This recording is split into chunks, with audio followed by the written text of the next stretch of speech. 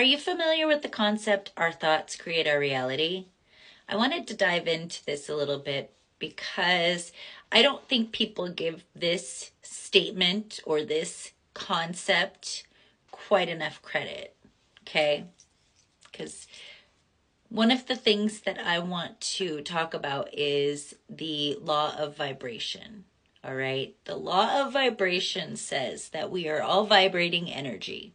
If you take a microscope and look all the way down to anything, you'll see there's dark matter in between cells or in between the matter, and it's vibrating and it creates the density of the thing, whatever. So the law of vibration states that us as vibrational beings, our thoughts and emotions create our vibration. They determine what vibration our essence is at. Okay, so our thoughts and emotions create our vibration, right? I had to say it again because it doesn't get enough credit. Our thoughts create our reality. The vibration that we're in is dictated by our thoughts. Do you get it? Okay, so as a child, I experienced a terrible childhood. Lots of violence, da da da da da. I could go on and on. Or I could tell you, as a child, I experienced my parents were in such deep love with each other. They loved each other deeply and immensely. Same childhood, right? Different thought process, different reality. It's the same one though.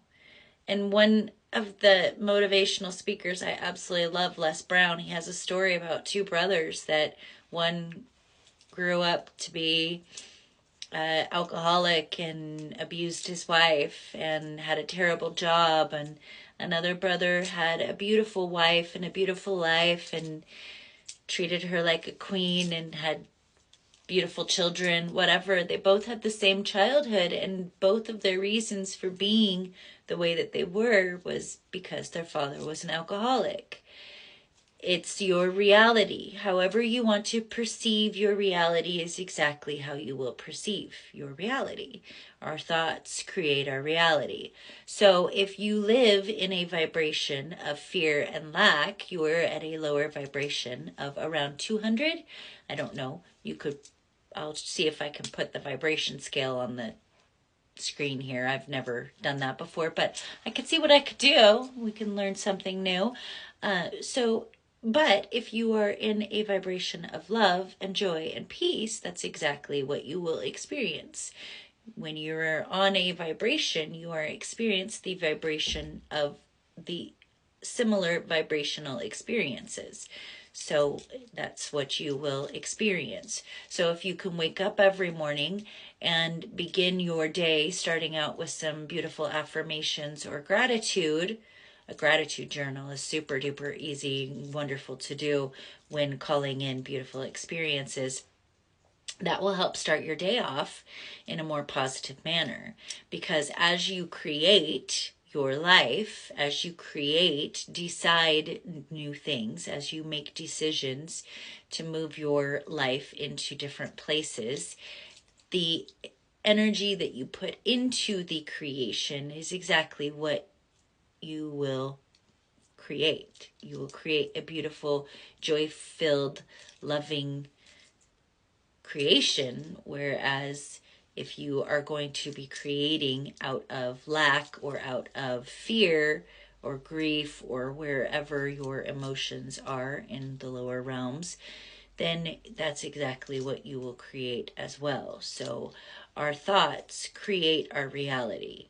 And when you get this concept, when you really, really firmly get it, and you really can see the subconscious programming that is creating the life that you are living. So the subconscious programming colors the decisions that you make when you're moving forward. So if you can find the subconscious programming that's telling you you're not enough or undeserving or whatever it is that it's saying to you, then you can reframe it and shift your life. You can transmute that energy into something beautiful, into steps and movements that will take you into different places.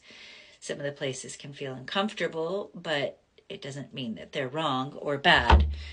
But our thoughts create our reality. So when you get this concept, you can begin quantum shifting like that.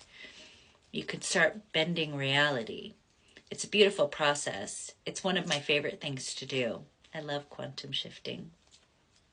So I hope this is really easy to understand, because when you look at, so Bashar, Bashar, channeled by Daryl Inca, he says that we shift dimensions billions of times a second. And that happens through our thought process.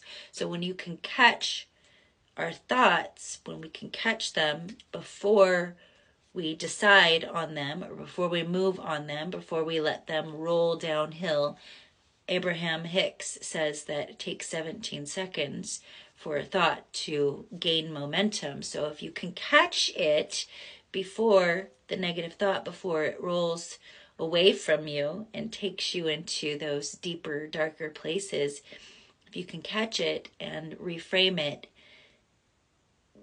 tell yourself it's not true, because it's not. You're not a bad person because of mistakes that you've made. This life is designed for us to make mistakes.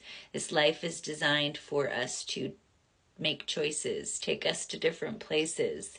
And if we hit a block when we're going there, that's just the universe redirecting us into a different direction, right?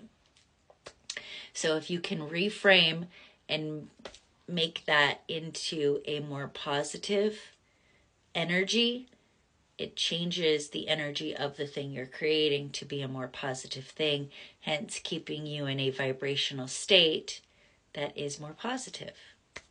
So I hope that makes sense, because us changing dimensions a billion times a second, it's a lot of pressure, and I understand that. But when you understand that you can catch that thought and change it, it gives you power. There's a lot of power. You have a lot of power. We have a lot more power than we know. We are a lot more divine than we know. We have a lot more control over our life than we know. And when we can grab onto that concept and use that in our benefit, you can see how powerful that can make you. So anyways, I hope that makes sense. Love you. Bye.